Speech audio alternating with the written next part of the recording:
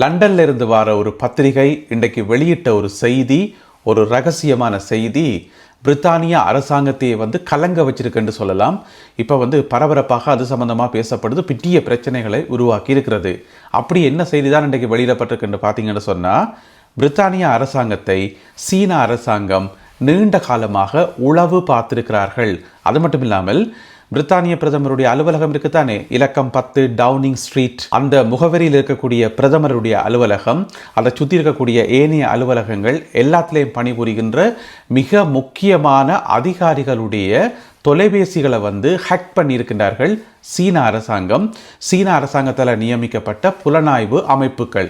இப்படியான ஒரு அதிர்ச்சியூட்டும் தகவல் ஒன்றை வெளியிட்டிருக்கிறது இன்று வெளிவந்திருக்கக்கூடிய ஒரு பத்திரிகை. அப்போ இது ஏன் பிரித்தானிய புலனாய்வு அமைப்புகளுக்கு இவ்வளோ நாளும் தெரியலை, பிரித்தானிய அரசாங்கம் இதை கவனிக்கவே இல்லையா, இப்படி ஒரு சம்பவம் நடந்து கொண்டிருக்கிறது என்றது பிட்டியொரு பிரச்சனையாக இப்போ உருவாக்கப்பட்டிருக்கிறது. எனவே இன்றைய காணொலியில் இது சம்பந்தமாக விரிவாக விளக்கமாக இதுவரை கிடைக்கப்பட்டிருக்கிற எல்லா தகவல்களையும் தொகுத்து பார்க்க போகின்றோம். தமிழடியான் வேர்ல்ட் யூடியூப் சேனலுக்கு உங்கள் அனைவரையும் வருகவென அன்புடன் வரவேற்கின்றேன். இதுபோல இந்த உலகத்தில் நம்மை சுற்றி நடக்கின்ற முக்கியமான நிகழ்வுகளின் தொகுப்புகளை ஒவ்வொரு நாளும் தெரிந்து கொள்ள இந்த சேனலை சப்ஸ்கிரைப் பண்ணுங்கள்.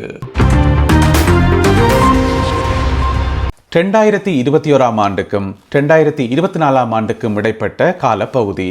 அப்போ பார்த்தீங்கன்னு சொன்னால் பிரித்தானியாவில் அடுத்தடுத்து பிரதமர்கள் மாறிக்கொண்டிருந்த ஒரு காலப்பகுதி. கன்சர்வேட்டிவ் கட்சியில் அடுத்தடுத்து பிரதமர்கள் மாறிக்கொண்டே இருந்தார்கள். போரிஸ் ஜான்சன் பதவியில் இருந்தார். பிறகு அவர் பதவி விலகி போன பிறகு லிஸ் ட்ரஸ் வந்தா, அவள் ஒரு கொஞ்ச காலம் பிரதமராக இருந்தா. அதுக்கு பிறகு ரிஷி சுனாக் வந்திருந்தவர். எனவே இந்த காலப்பகுதியில் பார்த்தீங்கன்னு சொன்னால் டவுனிங் ஸ்ட்ரீட் அலுவலகம் இருக்குத்தானே, பிரதமருடைய உத்தியோகபூர்வமான அலுவலகம், அங்கே பிரதமரோட சேர்த்து நிறைய ஆஃபீஸர்ஸ் இருப்பினம் தானே, அவர்களுடைய தொலைபேசிகள் எல்லாமே சீன அரசாங்கத்தால் ஹேக் பண்ணப்பட்டது. நீண்ட காலமாக அவர்கள் என்ன கதைக்கிறார்கள், யாரோட கதைக்கிறார்கள், எந்த லொக்கேஷனில் நின்று கதைக்கிறார்கள் சொல்லி எல்லா விதமான தகவல்களும் திருடப்பட்டதாக இந்த பத்திரிகை கண்டறிந்து உண்மையை போட்டுடைத்திருக்கிறது. மிக முக்கியமாக இந்த 3 பிரதமர்கள், போரிஸ் ஜான்சன், லிஸ் ட்ரஸ், மற்றது ரிஷி சுனாக். அதிலேயும் பார்த்தீங்கன்னு சொன்னால் பிரதமர் ரிஷி சுனாக் அவர்களுடைய காலத்தில் தான் அதிகளவு புலனாய்வு தகவல்கள் திரட்டப்பட்டது சீன அரசாங்கத்தால் என்று சொல்லி இதில் சொல்லப்பட்டிருக்கிறது. இதை ஏன் பிரித்தானியாவினுடைய உளவு அமைப்பாகிய MI5, அதாவது மிலிட்ரி இன்டெலிஜென்ஸ் 5, அந்த அமைப்பு ஏன் கண்டுபிடிக்கல, ஏன் இது அவர்களுக்கு தெரியாமல் போனதுன்றது இங்கே இருக்கக்கூடிய மிக முக்கியமான கேள்வி. அதோட இன்னும் ஒரு முக்கியமான கேள்வி இருக்குது. தனியாக அந்த அலுவலகத்தில் வேலை செய்கிற உயர்மட்ட அதிகாரிகளுடைய கையடக்க தொலைபேசி மட்டும்தான் திருடப்பட்டதா, அல்லது நேரடியாக பிரதமர்கள் பாவிக்கிற ஆஃபிஷியல் போன் அல்லது அவர்களுடைய தனிப்பட்ட மொபைல் போன்ஸ் இதெல்லாமே திருடப்பட்டதா என்று சொல்லி தங்களுக்கு எதுவுமே தெரியல. அது சம்பந்தமான தகவல்கள் தங்களுக்கு கிடைக்கல என்று சொல்லி இந்த பத்திரிகையில் போடப்பட்டிருக்கிறது. அதுவும் திருடப்பட்டிருந்தா, அந்த தகவல்களும் சீன அரசாங்கத்தால் எடுக்கப்பட்டிருந்தா இன்னும் பெரிய பிரச்சனைகளை உருவாக்கும். ஏன்னு சொன்னா, ஒரு நாட்டினுடைய பிரதமருடைய மொபைல் போனையை ஹேக் பண்ண முடியும் என்று சொன்னால் அப்போ என்னதான் நடக்குது என்ற ஒரு கேள்வி வரும் தானே. எனவே அது சம்பந்தமாக தங்களுக்கு தெரியாது சொல்லி இந்த பத்திரிகையில் சொல்லப்பட்டிருக்கிறது. இந்த நடவடிக்கைக்கு சீன அரசாங்கம் ஒரு பேர் ஒன்று வைத்திருக்கிறார்கள். என்ன பேர் என்று சொன்னால் சோல்ட் டைஃபூன் என்று சொல்லி ஒரு பேரை வச்சு அதுக்கென்று சொல்லி நன்கு பயிற்சி பெற்ற உளவாளிகளை பணிக்கமர்த்தி அந்த உளவாளிகள் எல்லாருக்குமே சீன அரசாங்கம் தானே சம்பளம் கொடுக்கிறதாம்.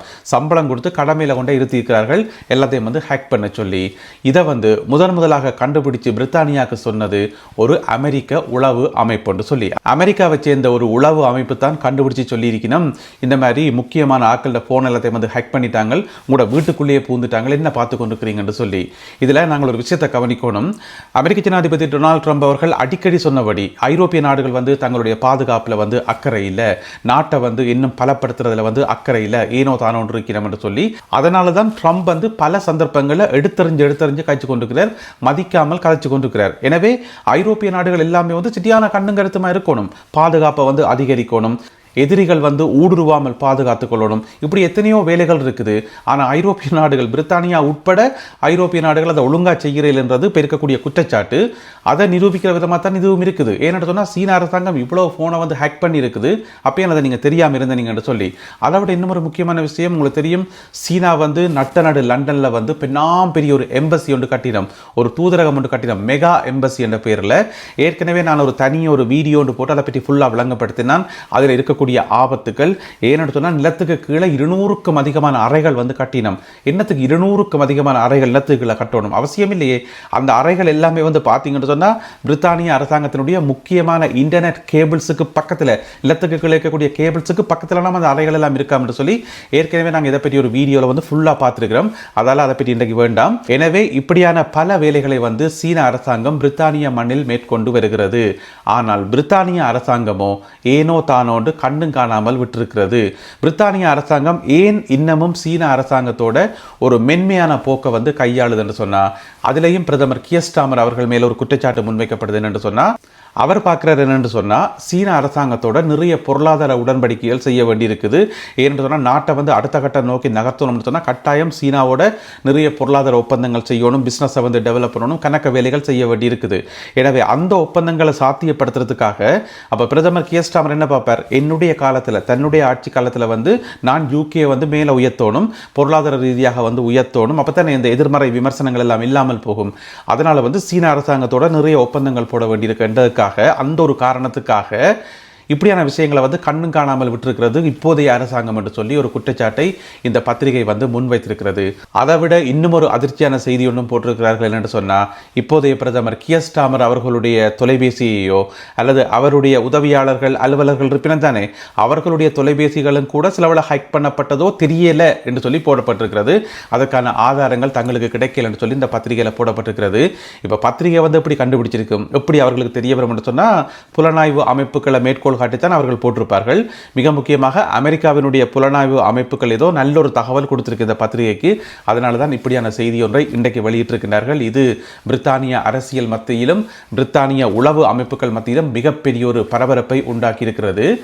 உங்களுக்கு ஞாபகம் இருக்கும் நினைக்கிறேன், 2024 ஆண்டில் பிரித்தானியாவினுடைய பாராளுமன்றத்தில் வேலை செய்த 2 பேர், அதில் வந்து ஒரு ஆள் பாராளுமன்ற ஆராய்ச்சியாளர்.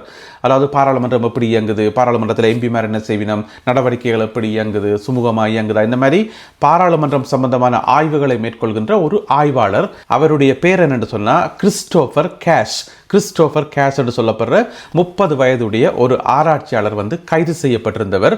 பிரித்தானிய பாராளுமன்றத்தில் ஆராய்ச்சியாளராக இருந்தவர்.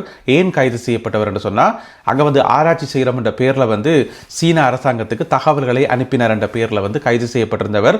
அவர் கைது செய்யப்பட்ட உடனேயே அவருடைய உதவியாளர் ஒரு ஆள், அவருடைய நண்பர் ஒரு ஆள், அவருக்கு வந்து 33 வயசு, அவருடைய சேர்நேமும் ஒன்றுதான், கிறிஸ்டோபர். அவருடைய பேர் வந்து பெரி என்றது. பெரியும் வந்து கைது செய்யப்பட்டிருந்தவர். எனவே 30 வயதுடைய கேஷ், 33 வயதுடைய பெரி, இந்த 2 பேருமே வந்து 2024 ஆண்டு ஏப்ரல் மாதம் கைது செய்யப்பட்டு சீன அரசாங்கத்துக்கு உளவு பார்த்தார்கள் என்கிற குற்றச்சாட்டின் அடிப்படையில் கைது செய்யப்பட்டு நீண்ட காலமாக விசாரணைகள் நடந்தது. பிறகு போன வருஷம் 2025 ஆண்டு நீதிமன்றம் சொல்லிட்டு ஆக்களை விட சொல்லி, ஏன்னா போதிய அளவு எவிடன்ஸ் இல்லை, அவர்கள் உளவு பார்த்தாங்க அனுப்பினார்கள்ன்றதுக்கு எந்த விதமான ஆதாரமும் இல்லை. அதோட வந்து பிரித்தானியாவில் ஒரு மிக முக்கியமான ஒரு சட்டமூலம் ஒன்று இருக்கிறது, ஒஃபிஷியல் சீக்ரெட்ஸ் ஆக்ட் என்று சொல்லி, ஒஃபிஷியல் சீக்ரெட்ஸ் ஆக்ட் என்று சொல்லி. அந்த ஆக்டுக்கு வந்து எந்த விதமான பாதிப்பும் இல்லை இவர்களால். எனவே விட சொல்லி ஆக்களை பிடிச்சி வெளியில் விட்டாச்சு. அது ஒரு சம்பவம் நடந்து முடிஞ்சுது.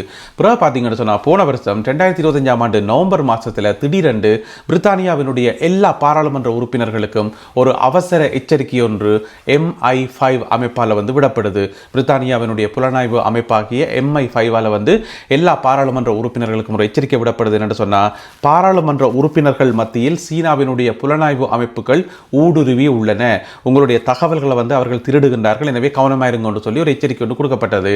அப்போ என்ன சொல்லப்பட்டேன்னு சொன்னால், நீங்கள் யாரோட ஃபோன் கதைக்கிறீங்கள், யாரோட ஃபோனில் செக் பண்ணுறீங்கள், எல்லாமே வந்து சிட்டியான கண்காணிப்பில் இருக்கணும். உங்களோட ஃபோனுக்கு ஏதாவது லிங்குகள் வந்தாலோ அல்லது யாராவது தெரியாதாக்கள் மெயில் அனுப்பினாலோ அதுக்கு ரிப்ளை பண்ண போகாதீங்கோ. ஏன் சொல்லுங்க, அப்போ ஒரு பாராளுமன்ற உறுப்பினர் என்று சொன்னால் அந்த பாராளுமன்ற உறுப்பினருடைய தொகுதி இருக்குன்னு தானே, அந்த தொகுதியிலேருந்து நிறைய மக்கள் வந்து மெயில் போடுவினம், இந்த மாதிரி எங்களோட ஊரில் வந்து இன்ன பிரச்சனை இருக்குது, லைட் போஸ்ட் வேலை செய்யலை, அது இல்லை இது இல்லை என்று சொல்லி ஏதாவது மெயில் போடுவினம் தானே. அந்த மாதிரி மெயில் போடுற மாதிரி போட்டும் புலனாய்வு அமைப்புகள் வந்து ஊடுருவலாம் என்று சொல்லி கடுமையான எச்சரிக்கை விடுக்கப்பட்டிருந்தது எல்லா பாராளுமன்ற உறுப்பினர்களுக்கும். பிறகு பார்த்தா அதை பற்றி சத்தத்தை காணையில் அப்படியே விட்டாச்சு. இப்போ பார்த்தீங்கன்னு சொன்னால் இப்படியான ஒரு அதிர்ச்சியூட்டும் தகவல் ஒன்று வெளியாக இருக்கிறது. எனவே பிரித்தானியாவினுடைய பாதுகாப்பை பலப்படுத்த வேண்டிய தேவை பல வழிகளில் பிரித்தானிய அரசாங்கத்துக்கு ஏற்பட்டிருக்கிறது. என்ன செய்ய போகிறார்கள் என்பதை பொறுத்திருந்து பார்ப்போம். மேலதிகமான தகவல்கள் ஏதாவது கிடைக்கின்ற போது, எதிர்காலத்தில் வந்து இந்த மாதிரி பத்திரிகைகள் ஏதாவது அதிர்ச்சியூட்டும் செய்திகள் போடுகின்ற போது அதை நாங்கள் இன்னும் ஒரு காணொலியில் பார்க்கலாம். இன்றைய காணொலியில் பகிர்ந்து கொள்ளப்பட்ட செய்திகள் தொடர்பான உங்களுடைய கருத்துக்கள் என்ன என்பதை மறக்காமல் கீழே எழுதுங்கள். மீண்டும் சந்திப்போம் உறவுகளே. நன்றி, வணக்கம்.